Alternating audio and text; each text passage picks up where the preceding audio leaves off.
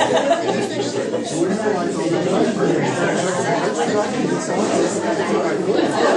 evening. Welcome to our time here. I wanted to extend a very warm welcome to our guest speaker tonight, Joe Keeper, and he's one of the elders probably an elder in all of Manitoba, I would say, and likely even beyond Manitoba. He is very well known and very well respected in his own right. He has worked in many, many places. He is, of course, from Eden, in our house, and in the northern corner of Eden. And his wife actually was the Reverend Phyllis Keeper, whom everybody loved within this diocese. So I wanted to welcome you, leave some tobacco, and a gift for you. Thank you. I'll let him introduce himself and talk more about his life as he wants. Thanks.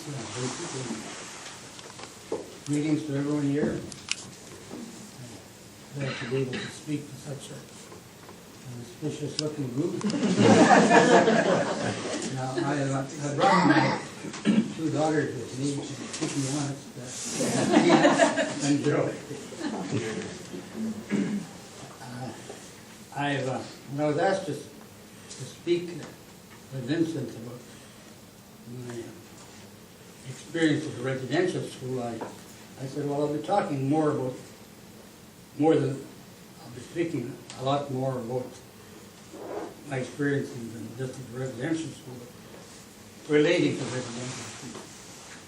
So I said I always look forward to speaking to groups that are concerned about the relationship between the North American Indigenous people of Canada and the migrant Indigenous people from other parts of the world. Since I was a boy growing up in Norway House,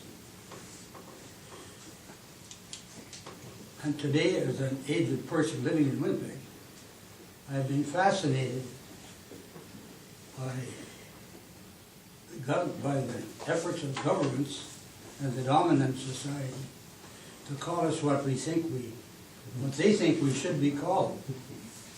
We've been called savages, Indians, non-whites, Aboriginals, Natives, and Indigenous, and once in a while by our tribal names, Cree, Ojibwe, Sioux, Métis, French half-breeds, English-speaking half-breeds, etc.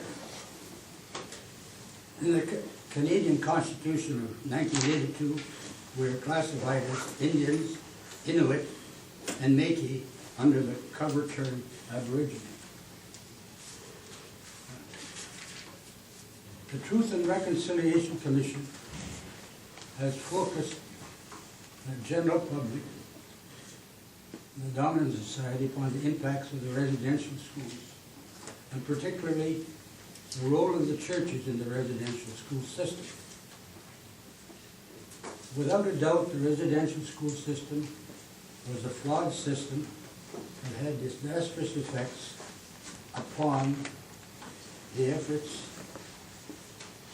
the Indian people generally, through the efforts of the dominant society and their governments.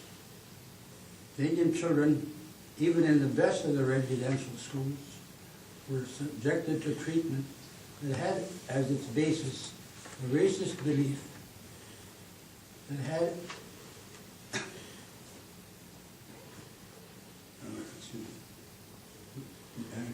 I have a hard time reading my writing. Was a flood that had as the basis the racist belief that the Indian children must be made into white people, and those beliefs, values, and practices that would make their culture and worldview compatible with the worldview and culture of the dominant society. As one senior Indian official is supposed to have said, The idea is to kill the Indian in the child.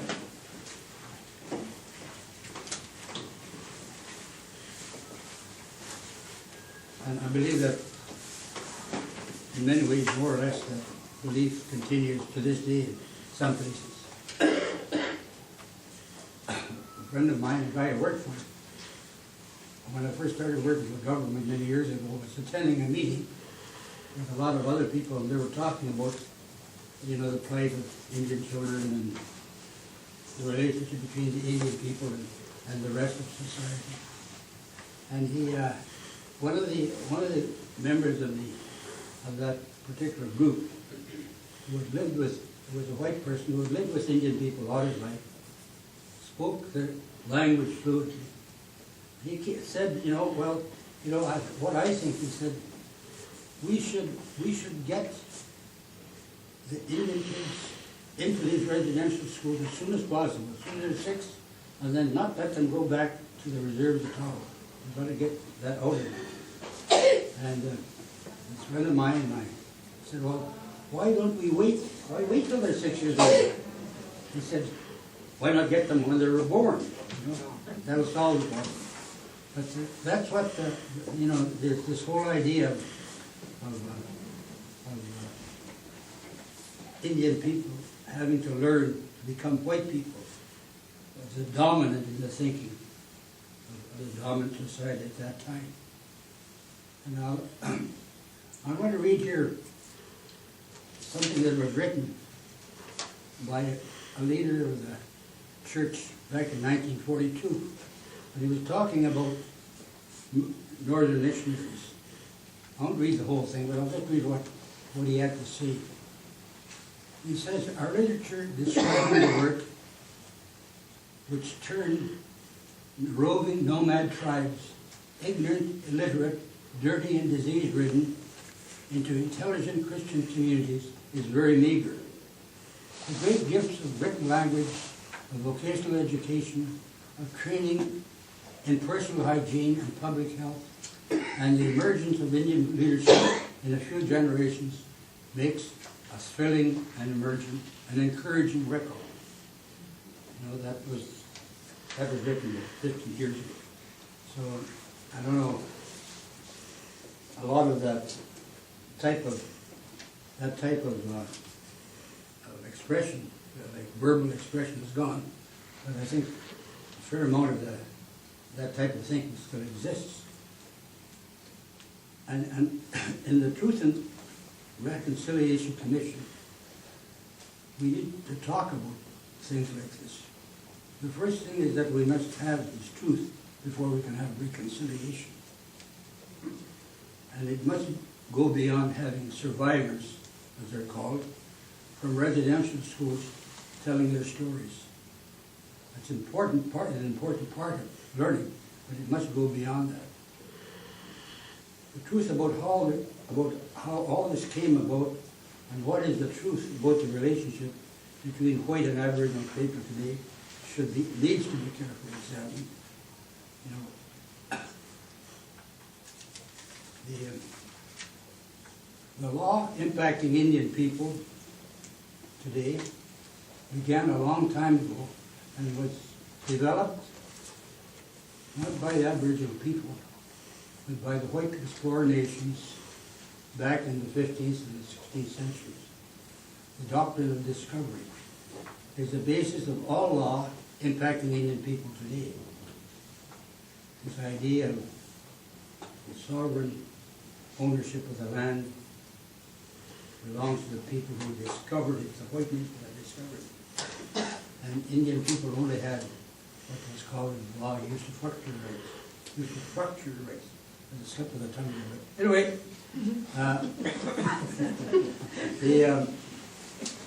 and it really, when you look at the law today, it's still there. It says so they took away the recognition of sovereignty, ownership of the land.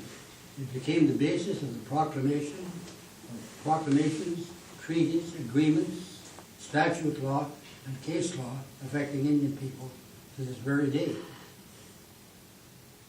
Quite apart from the historical development of the law is the ingrained, unconscious belief of the white immigrants in their own superiority. And I don't mean this in any derogatory sense, although it can be taken that way. I have heard it called unconscious racism and implicit bias, but I believe it to be true. And it may be true also that this has caused an unconscious and equal harmful attitude of Indian people, of Indigenous Aboriginal people toward white people generally. And when I say that this attitude of the white people toward people of other colors is I think it's something that has come down through the centuries. And you know, people, the finest people, many of them, most of them, have that. And it always amazes me. When I went to a residential school, when I grew up in, well, first of all, when I grew up in Norway House, it was like growing up in a colonial enclave. There were the white civil servants, white ministers of the church. Like Vincent was been a minister at that time. There were white storekeepers, white school teachers, all members of an elite group who did not mix socially with the Indian and Métis people in the community. They tolerated them, used them as servants, bought their furs and fish, treated them kindly, but not equally. I can still today feel that feeling of being different that was there as a boy when I came out to residential, that was there as a boy at Norway House. And it was when I came out to residential school, there was the same feeling of difference at school. Most of the staff in the school, as I remember them, were caring and kindly people. But in their treatment of the students, they made you feel different and inferior. And in most cases, not purposely, nor even aware of themselves that they were treating you that way. They were the victims of their own conditioning and their own culture, same as we were. It was something that occasionally, over the years, I've met people who suddenly have come to be aware of what they really are, the way they think, and it comes as a shock to them. But I think for the great majority of, in my life, and I've lived quite a few years, and I've lived in many parts of dominant society. I've gone to university, I've worked in mines, I've been a soldier, I've traveled. I was the Korean War, and I served in Europe. But I worked for government for many years. But I have found that feeling is always, not always there, but most of the time is there.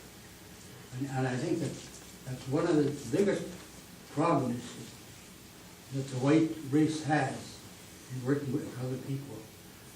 And there was, when I followed the last election in the States between when Trump was running and Clinton, Hillary Clinton, and they were talking a lot about the problem between the African Americans, as they call them, and the rest of their society. And she used the term implicit bias. And I thought that, which is an unconscious racism. And I've always felt that way, going back to the time I first started thinking about it. Because I've met so many good people, some people that would even die for Indian people. But yet, they still felt Indian people were not quite up to what they thought they should be, which is unfortunate. And as I say, it's really not their fault, but this is something that has to be examined in white societies as equally as talking to survivors of residential schools. And when I completed my grade 7 at Norway House, in my history, I went to residential school. And I was allowed to go to school in Portage Collegiate Institute, where I finished my grade 12 in 1946. And I was the only student from the residential school that even attended the school at that time. I came because I'd come out, there was no place for me to go to school at the residential school, so they made arrangements for me to go to school in town.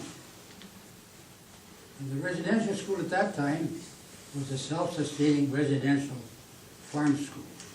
The kids in the junior school, in the junior area, that went to school all day until they finished grade 4. And after that, the seniors went to school half a day and worked on the farm the rest of the day. And also in the kitchen, the laundry, and whatever else that they worked to maintain that school.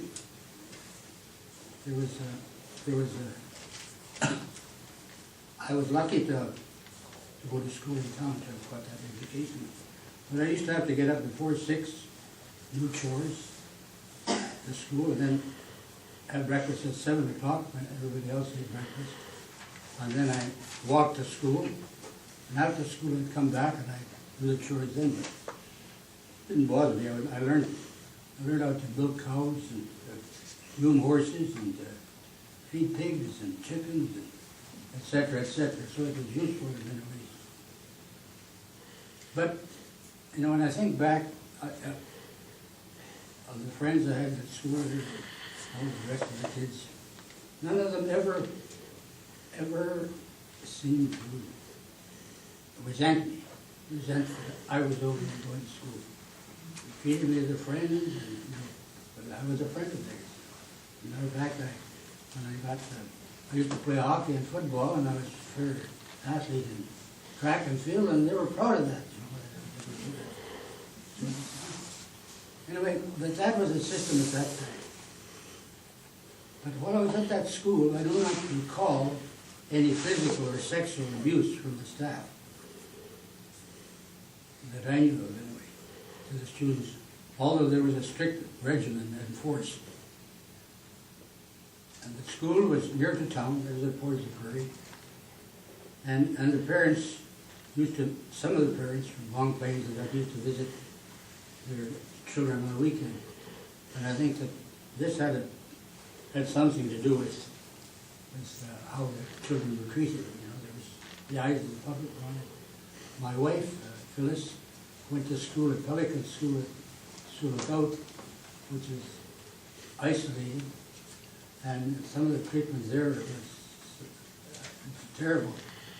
And then at Cross Lake, the school at Cross Lake, there was a Catholic school at Cross Lake, it was burned down in 1932. And there were 13 girls burned to death and 1 nun. And everyone thought it was just an accidental fire. But one of the boys who was involved in setting the fire confessed on his deathbed that he and 2 other boys had set the fire. And they told the other boys, but they hadn't told the girls. But burning schools down was not an uncommon happening, residential schools. School at Norway House, the Later School at Norway House was burned down twice. And there were schools burned all over the place by students. So it wasn't a happy experience for most kids.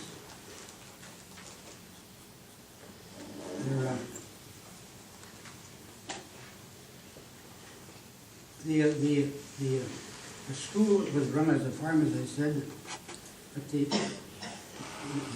government grants to the school at that time was $180 per year for students.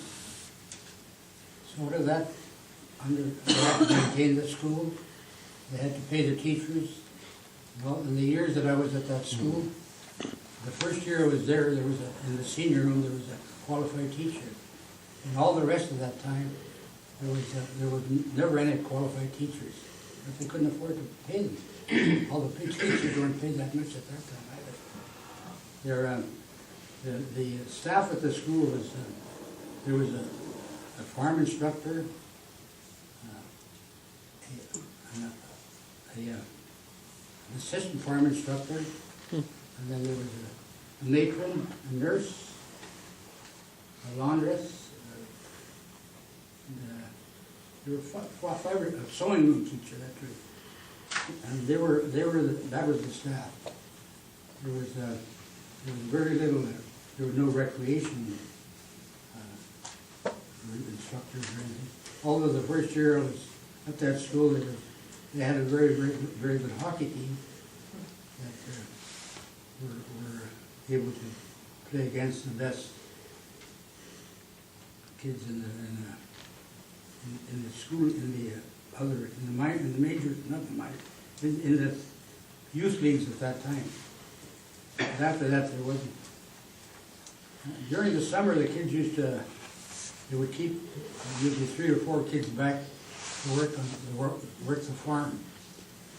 And, I had an experience we had a principal there when I was doing my grade 11. Decided he was going to save money that summer. So he told me, he said, Joe, you're going to have to stay home, stay on the farm this summer and work the farm. And, you'll get paid $50 a month. But you and the farm instructor will be the only two. Well, I've never worked as hard in my life as I did that summer, because the farm instructor and I had to milk all the cows, we had to do all the garden, we had to do all the hoeing. We were busy from about 4:30 in the morning till 6 at night. And there was a big lawn in the front, and I had to cut that with the old style lawn. I would just finish cutting it in the evening, and I'd have to start all over. But that was in 1945, and my brother came back toward the end of August, and he had been overseas during the Second World War, and I hadn't seen him for 6 years. So I told the principal, you know, I'd like to go home to see my brother. I haven't seen him. He just got home. He said, no, you can't go home. I said, well, I have to go home because I haven't seen my brother all those years. No, he says, you can't go home. Well, I said, sir, I said, I'm going to go home anyway. So he said, I'll pay you off. He said, but I'll tell you something. If you go home, you can't come back to school next year to finish off your high school. He said, there's one thing you have to learn in your life, is that when people that have more power than you, I'm paraphrasing a bit, you know, you have to pay attention to them sometime. I said, well, if that's the way it's going to be, maybe I'm going to have a hard time in my life, but I'm going to go home anyway. So I went home, and then I came out. I was home for a couple of weeks. I came out, and I used to go and work. Used to go to work in the fall. Never went back to school on time. I used to go to work on the harvest. At that time, there was still have thrashing crews and all that. So I used to go and work at the farm near Boiseville. I'd gone there the first year when I was 14, and I worked on the farm during that. And I'd go back there every fall until the end of September, and I'd come back to school late. I always managed to catch up.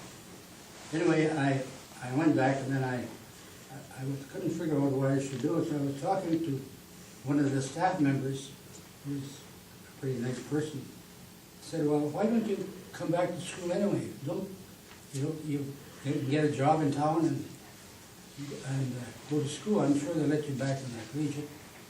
So that's what I did. I went back and I got a room in a hotel. Then I had a good friend, a white boy, who said, well, you can come and stay with us. And I started school. I started working. I got a good job at the garage as a helper.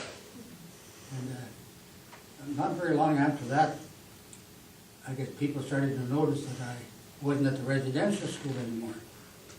So they asked the principal why I wasn't there, and he made some sort of an explanation. But he came to see me after a while.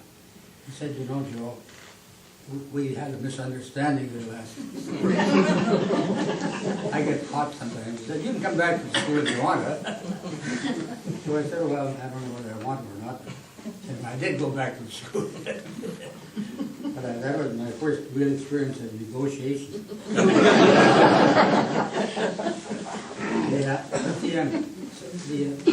Talking about the TRC, certainly has a lot of information about the experiences of the children that went to the schools. There's many written explanations, but the financial compensation was focused on the physical and sexual abuse. And like psychological, I always felt that the worst thing that happened to kids in the residential school was the psychological impact. You know, this feeling of inferiority that was that became a part of their thinking. And I don't know how much of that is in me, but I know that it did have an impact on me. And I remember when I first went to the school there, the principal said to me, well, now you're going to go to school in town here. You should try to make a friend with the white boys, some of the white boys in town, rather than really try to pal around with any of the kids here. And he was a good man, but he thought he was giving me good advice. But that was something that has always stuck with me through the years. But then talking about the financial compensation, and that's what I meant by the psychological impact. Listen to the stories that were told. They didn't sit in the compensation finance about paying dollars to some of the kids that felt they had been abused, and there's a system set up to do that. And there were three categories. One was the staff that had abused the kids. One was some people that had worked around the school and abused them, but were not necessarily staff. Was another category. And then the second category was on students who bullied or abused other students. I felt when I read that was very, very unfair. Because to me that was victimizing children, that were already victimized. Whatever might have happened, they could have worked out some different way of dealing with that. But they left that in place. And some of the people that were abused, that were called persons of interest, that were identified as persons of interest, received these letters. And many of them were old people, And this had happened in some cases. The abuse was when they were 9 or 10 years old. By others, I don't know how it came about, but this happened, and I know that it was a very, very difficult experience for these old people. It had mental and psychological impact upon them, and I'm sure that in some cases it shortened their lives. I thought it was very, very unfair, and I wrote letters to some of the people at the TRC and some of the people that were involved in the formula that was used for this particular category. I didn't hear one of the lawyers who was doing the thing said, well, it's done, I can't do anything about it. Another person who was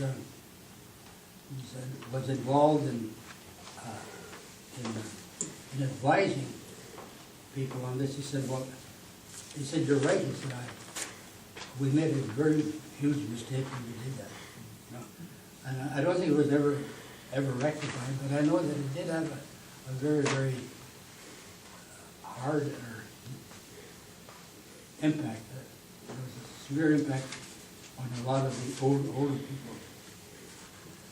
Now, I've wandered all over the place. Sometimes I worked with a guy once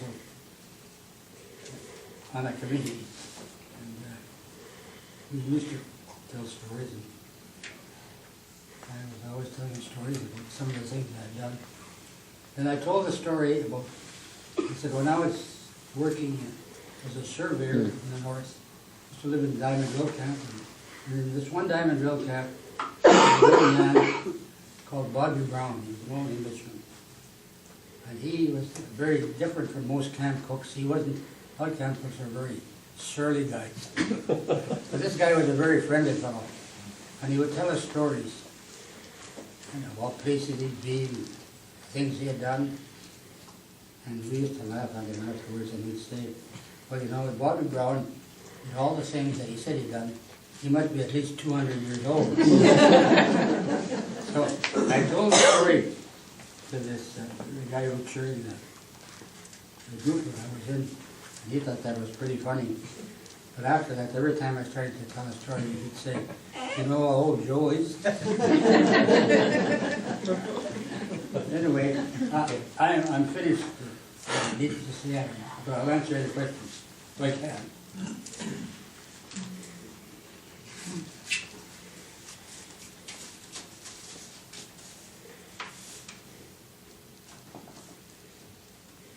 Want to speak up?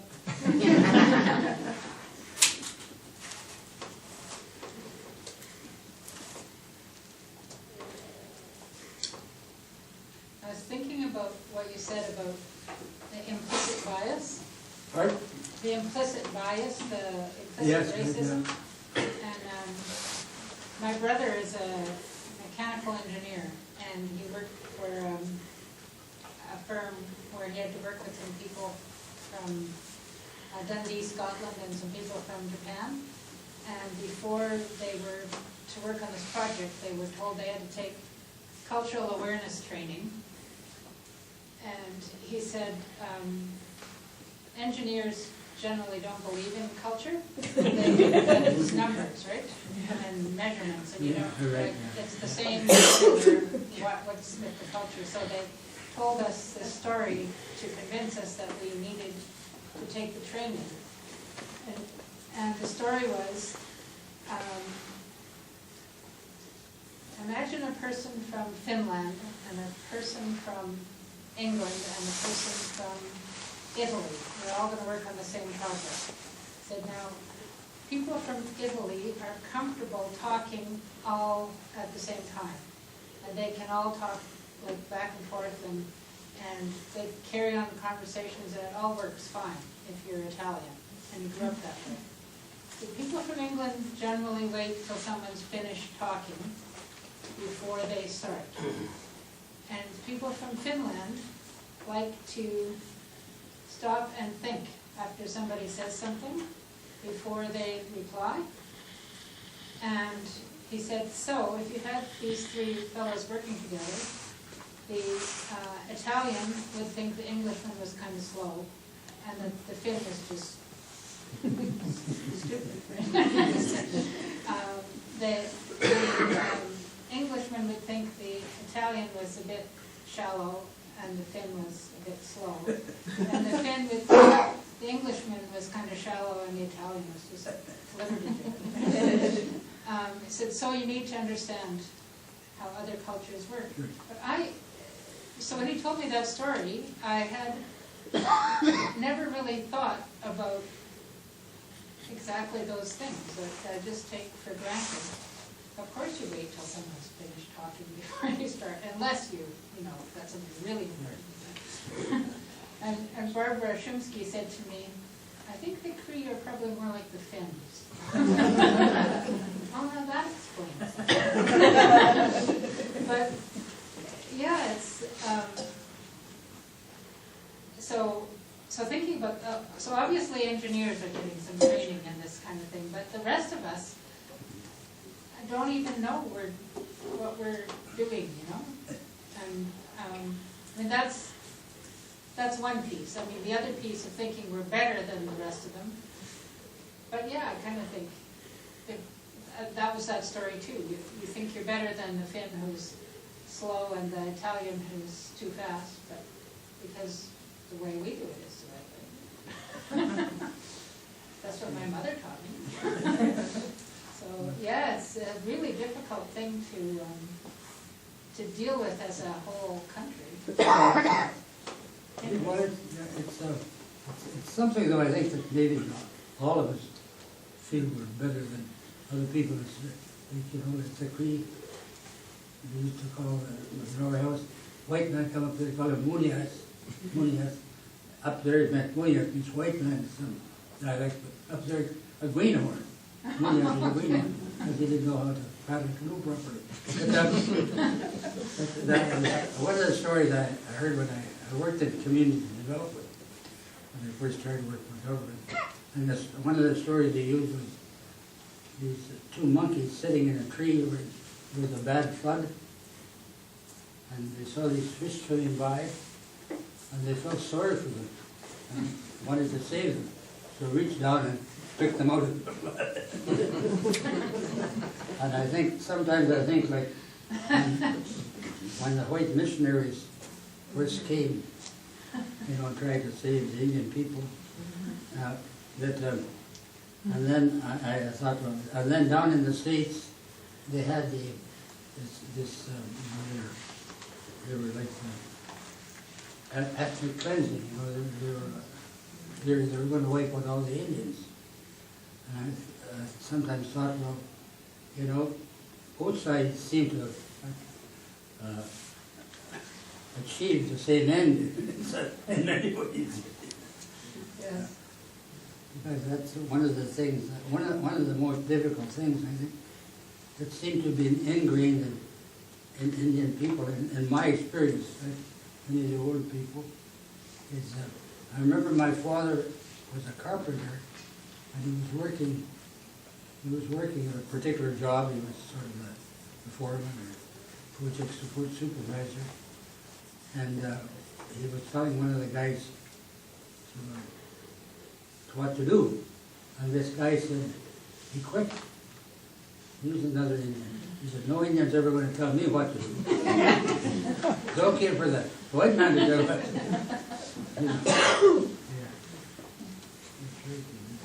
And even like, I remember growing up sometimes, if a child was fair, you'd hear the,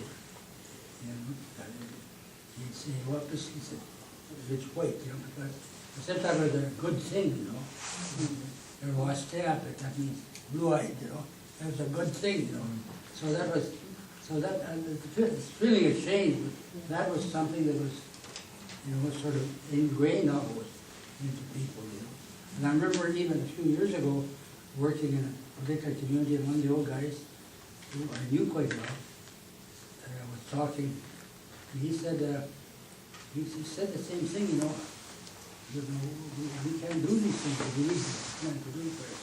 But that was a belief he had, But there was another old guy there, he was my age, and he's pretty wise. He said, well, he said, there's some things that we can do well, he said, in the bush, we know the trap, etc. like that. But he said, if we want to go and, say, build a bridge or we need lawyers, he said. Most of the lawyers are white, so we have to hire white men who are lawyers, he said. But he said that's the difference he saw, which is much more wise, I thought, being what is the word there? I can't think of the right word to say it. Anyway.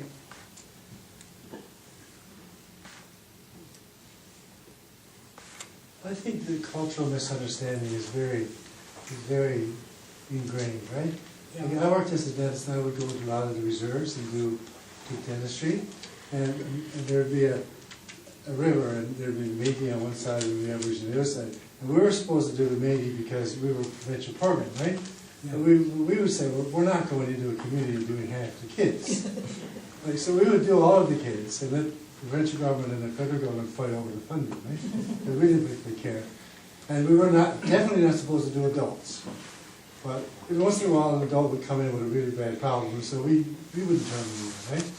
So one particular day, this woman came in, and I fixed her problem, whatever it was, And she just left.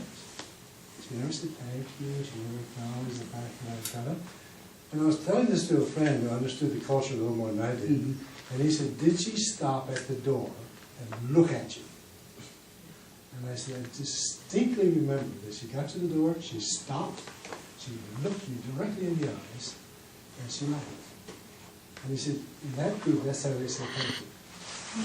So a simple understanding like that completely changes the experience you have when you interact with other groups and other cultures, right? But we often don't understand the culture, we don't understand what these people are doing. And what the thing that the English did is they tried to transfer their culture over to us.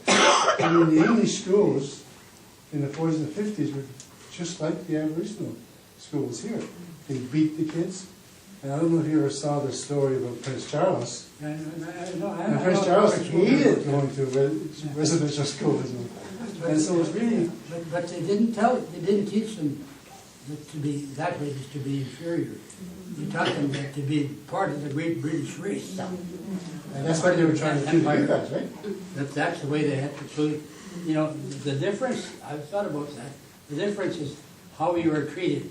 And the difference in not so much even in cultural differences, it's being aware that there are cultural differences. Yes. You know, being aware. That awareness is important. Also, Prince Charles was there because his family decided that's right, where yeah. he needed to be. These children weren't in these schools because their parents decided that. There's a couple of major differences. One is that they were forced, and one is they didn't. And a friend who went to a Catholic school, which screwed him up pretty badly, but he wasn't forced to go. His parents forced him to go. I just want to add that one of the things my father said to me one time about the residential school system, speaking to it publicly, was that is not our way. And I think that that's the really big difference, is that we wouldn't do that to our own children. Like, that was not our way. And he said, you know, people, like, they're victims of their own culture too. So that, like, kind of speaks to what you're saying. But it was a really big lesson for me, because I thought, yeah, I'm so grateful that that's not our way. I'm so grateful that there's another way, and that we have that way. And that we can actually bring that forward. Like, I think that that was a really important lesson for me in terms of really regarding my culture and what am I the beneficiary of? And what could we all be the beneficiary of? You know, like is knowing not only cultural differences and that awareness, but really knowing different cultures. I'm going to tell a story. My wife was a very smart lady. And she was attending a meeting, church people, I guess, and others. And one of the guys there was he was a white businessman, I guess. And he said, you know, Reverend Keeper, what's this, you know, how do you explain this thing, you know, that what's this, you know, so many chiefs are corrupt and they're stealing from their own people and treating their own people badly. How do you explain that? And Phyllis said, well, you know, sir, she said, we've always been taught, she said, to be more like white people.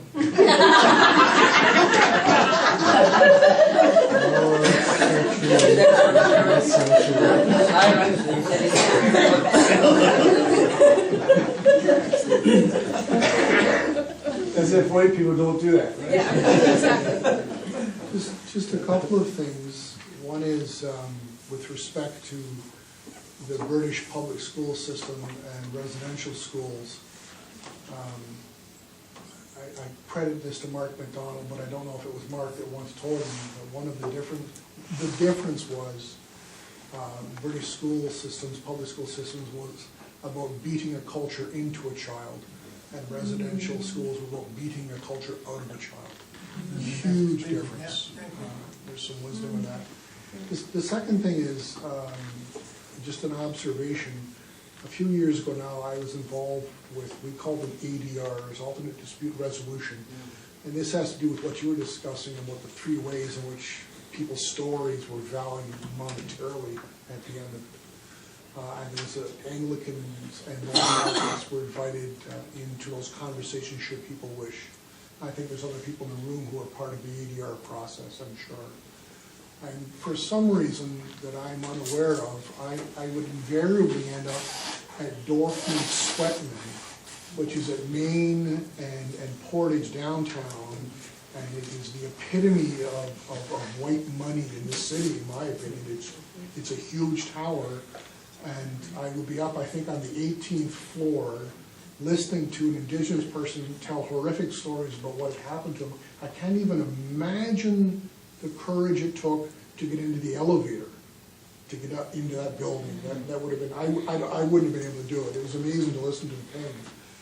And so my comment this evening is, with all due respect to our hosts, we've again invited an Indigenous elder into a white-walled, white-ceilinged building, again, to tell a story. Maybe it's time we went out into your environment and listened to your story. I don't quite understand what you're saying. We invited you here this evening to speak Yes. to us into a very white environment. Yeah. Maybe we should have gone to your hometown, your home, sat around, fire, talked. Well, that's a good way to hear. There's no doubt about that. And that's the best way to learn. You know that old saying, you never really learn about a person unless you walk the mile in his moccasins. And that's the best way to learn.